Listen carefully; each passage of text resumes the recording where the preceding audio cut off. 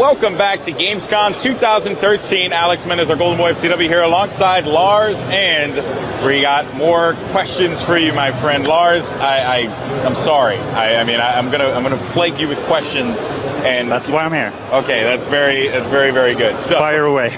All right. So first and foremost, I want to ask you about colorblind mode. That's the first thing I want to ask. A lot of people have been curious about it. Is that going to be in Battlefield 4? Sorry, once more the question. Colorblind mode. Colorblind mode, yes. Okay. To be honest, we have a lot of colorblind people in the studio who are sick and tired of not knowing whether they shoot friend or foe, so yes. Okay, great. So colorblind mode will be there. Then the other thing is sniper glint, which is something that people have been really asking about in regards to when you're scoped in and like how the glint affects your scope and all that stuff, as well as when I'm running around and the glint is being shown by the scope in there for I could actually see the sniper from a distance. Is that returning again in Battlefield 4, and in what capacity? So exact tweaks and tunes. I would say that Alan Kurtz and the guys back at home are fine-tuning right now. So exactly where we land, I can't really say, but I do know that they have listened to the community and are looking into all the little things that you guys out there are reporting. All right, and then there was another thing. I've been getting asked this a lot, and I feel unfortunate to say I'm not too familiar with the term, tier reload. So I'm not too sure if you're familiar with that or what that means, because I'm not entirely sure. Luton, who's been feeding us a lot of questions from the community on Twitter, he's actually been really cool about it, asked me this question. He wanted to know about the tier reload, and I don't know if you can cover that a little bit. Tier reload. Oh, you caught me off guard there. I'm not entirely sure. Like even though I've been with Battlefield for so long time, and you think that I should know everything, don't you? No, but it makes sense, because I've never heard the term before, and we've been working a lot with Battlefield. So, Luton, if you watch, which I know you are, buddy, if you give me the context, and I'll do my best. The context of the question would be very much appreciated, and I guess the battle packs as well was something that people have been a little curious about. What do you know about the battle packs? What can you share with everyone? So battle packs, it's a new concept. I mean, we have a lot of predictable rewards, so to say. You have your career path for weapon, you have your field upgrades that you choose specifically and you target and work against. But battle packs, we want to use a lot of things that aren't tilting the battle, but it gives you a lot of additional things to customize yourself with, whether it's additional accessories, whether it's paints, camos, and a lot of little goodies that make it a little extra. And with a random factor, we hope that people will be happily surprised and always have, a little extra to look forward to. Nice. That's always a cool thing about Battlefield. There's always a little bit more in there, so it's always fun. We're trying hard. Yeah, no. I mean, I clearly see that. You guys are really like looking at it and thinking like, okay, how can we like expand it? How can we really make this feel like the next gen of Battlefield? So it's very much appreciated. So now I want to ask you about the console. I had a chance to play Battlefield 4 on PS4 yesterday. It was really fun. I guess, what are the cool things that you guys are doing with console to make it more comparable to PC? And on top of that, I saw a question about resolution. What resolution will the PS4 and Xbox One versions of Battlefield 4 be in? So I don't know. I know it's 60 frames, but I'm curious about that as well. So I mean, for me, with the next generation of console, we can finally... I mean, you guys out there who've been playing on the current generation of hardware knows that we've been stuck with 24 players and not been able to do 60 frames per second. But with the new hardware, we can push the boundaries and now come to an equal playing ground with the PC players. So 64 players, and we go targeting those 60 frames per second to give the true Battlefield experience to all players. I agree. And when it comes to the resolution question, I got asked earlier today, and I think I even got quoted, but we're still working on it. We're hammering away. What you do in the end of the project is you're chasing memory, you're chasing performance, so we haven't settled, and we hate to disappoint people in any direction, upwards or downwards, so we work on it, and as soon as we know, we will let the world know. All right, so the world would know as soon as Lars knows. Yes. Okay, so then I want to ask you about the commander mode. Corey had a chance to speak with Patrick about the commander mode in a lot of in its capacity and all that stuff, what game types it will be using. What is, I guess, for the commander mode, is it usable on console? right? Yeah. And is it usable through the controller, not through the tablet? Do I have the option of using Commander mode just, in my game without me having to go to a second screen application like the tablet? Yeah, definitely. I mean, it's awesome. Just yeah. you don't want to. So whether you play current gen, next gen, or PC, you have in-game Commander. That's kind of where we start. That's where we build the core experience.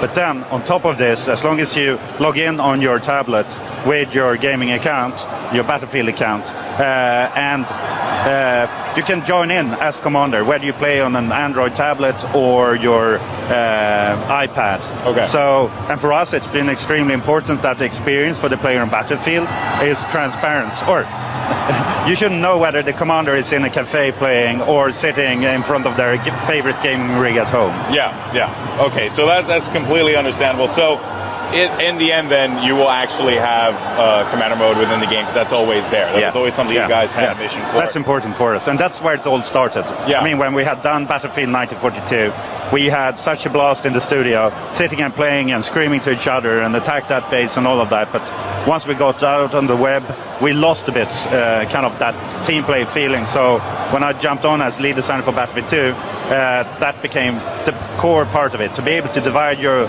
soldiers into squads, it's almost like a co-op feeling for the squad leader to give orders. And with that, we realized that people were often running for the same objective. Yeah. So we introduced the Commander mode for all of those who haven't played Battlefield Commander before. So Commander is there. This time around, we removed them from the battlefield, so you have a bird's eye view. So on the 64-player server, you will have 2 additional positions, so 64 plus 2. And these 2 commanders, they have kind of a tug-of-war-like battle where they try to outsmart each other. Yeah. So we're still fine-tuning, timing of the base functionality, where you have UAV scan to reveal enemy soldiers, or to counter the other commander with EMP scan. Yeah. So those are kind of the base foundations, and we want that tug-of-war balance to be perfect. So it's like a very intense chess match. Yeah, exactly. Yeah. We were actually thinking about a lot of kind of creative movies around, these 2 chess players trying to outsmart each other. But it's not all about you.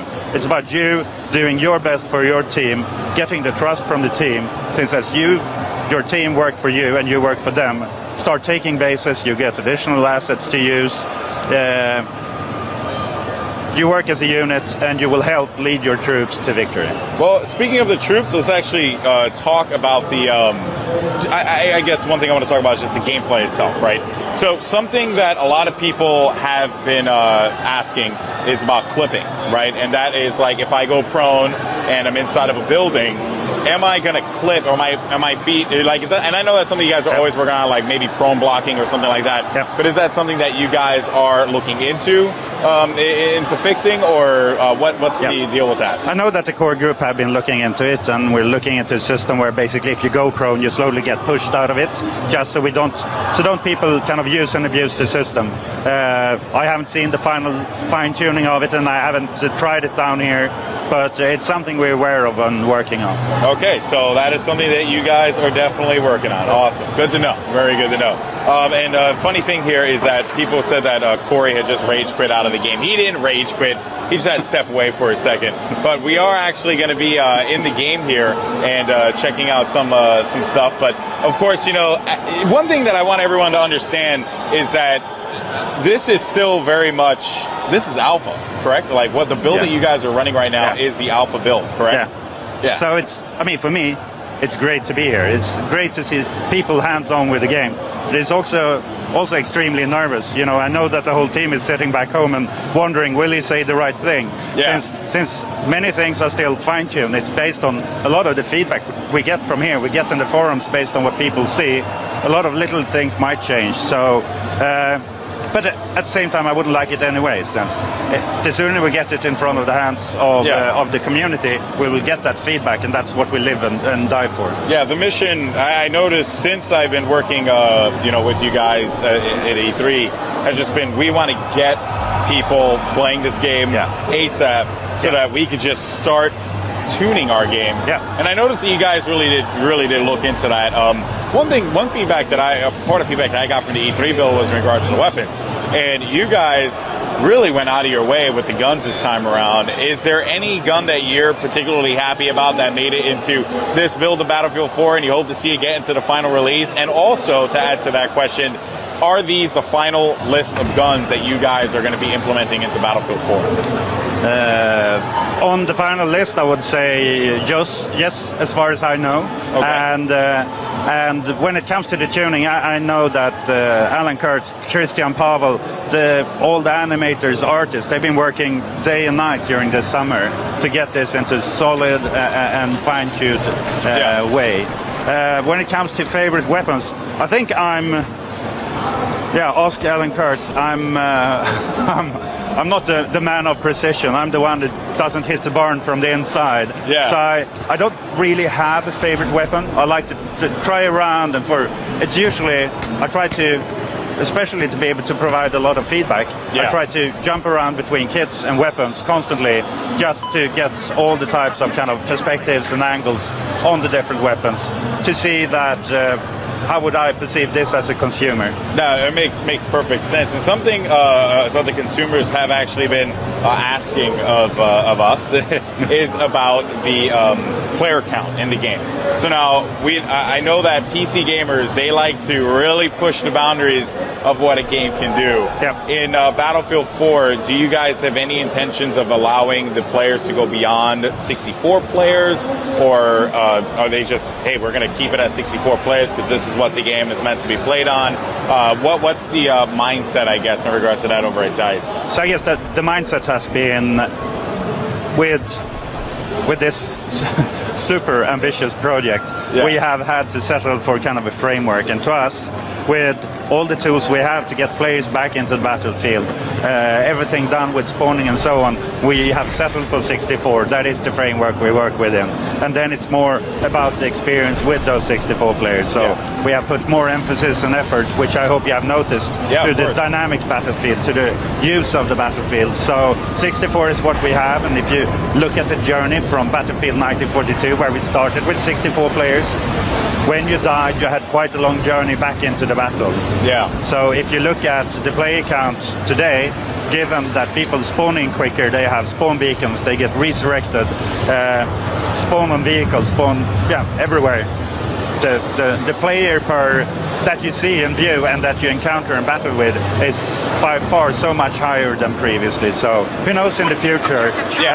But we can't take on all the challenges at the same time. To me, many times when we see the community setting up servers, dedicated servers and so on, it's very often that it's not 64 players that's the favorite. It's usually around 40 or something, and that tells us that people often strike a good balance around 40, where they find kind of it's a good pace between good hectic battle, good encounters, while still playroom and not too chaotic. Yeah, and I do notice, players, speaking of like expanding on stuff, players, they like to, I guess, test the limits of things and see how much you can do. And I've been seeing, we've been talking a lot about the squads, right? And how it's organized. Yeah. So you can have 5 people in a squad, and you can also have 4 or 3. Now, me and Corey have spoke about this quite a bit, but I haven't had much of an opportunity to ask one of you guys about it. For those at home who are not aware, how are squads working in Battlefield 4 different in comparison to Battlefield 3? So that, and also like, how many squads can you have? Can you have an unlimited amount of squads, or is it just 5 squads you can have, as we see in spectator mode? Yeah. What is the approach here for you guys? Yeah, so what we've done is, given the number of 5 players per squad, you can have as many squads as you need, 5-player squads up to the max amount. I don't think we ever settled for locking it. But we are in the last fine-tunings there of basically what we can make in a readable UX interface. But we want to bring back the freedom to players. We're upping from 4 players to 5 players. Yeah. In the old days, we even had 6 players, but we also have the system of there's a certain kind of level of satisfaction to be able to level another squad. We built that part into the field upgrade system, which is a new part of our squad functionality, where each and every player, they pick their field upgrade career. And specific ones for classes or the more general ones. Each member picks their own career, consists of four abilities or specializations that you unlock as you together progress and do actions, which means that your bar fill up, you have in the session unlock that is valuable for you, and your friend might have picked another one. But if you do get wiped, your bar will go down a certain percentage. Yeah. So it's about staying alive. When you get the message, you're the last man alive, you better kind of hit the deck and take cover until your friends spawn in and you're ready to go again. Yeah, so it's like you want to make sure that people are very curious, very concerned about the fact that, hey, I'm in a squad, I got to play as a team member. Yeah, and it's super annoying. I mean, when you don't know that you're last man and you go in gung-ho, then you would probably have rather waited to ensure that your friends stay in the front line so you can spawn back in if you would die. Yeah, and that actually happened like that a lot. You know, that was always one of my complaints about, you know, Battlefield, like way back when I played. It was like, oh man, it's going to take me a while to get back into battle. But now that's not the case anymore. No. So I'm very happy about that. Thank you. You're welcome. Good idea. So, all right, I've been seeing this pop up like a million times. It's one of my favorite game modes in Battlefield, Titan mode. Gotta ask you, Lars. I mean, I know that it's out of like the realm of what the universe of Battlefield. It fit in 2142 because of the fact that it was a futuristic game. Yeah.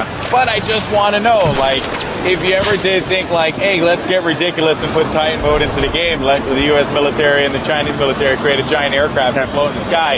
That's just the storyline I'm going to give you. Do with it what you will. But is that something that you think that that you guys might look into? It just doesn't fit with Battlefield 4. I mean, we have a brilliant team at home, and they can twist and turn anything to make it fit. Yeah. In this case, I mean, we haven't really started to. We haven't locked down exactly what all the expansion packs will be, and we're still working on it. So all feedback is always welcome. Of course.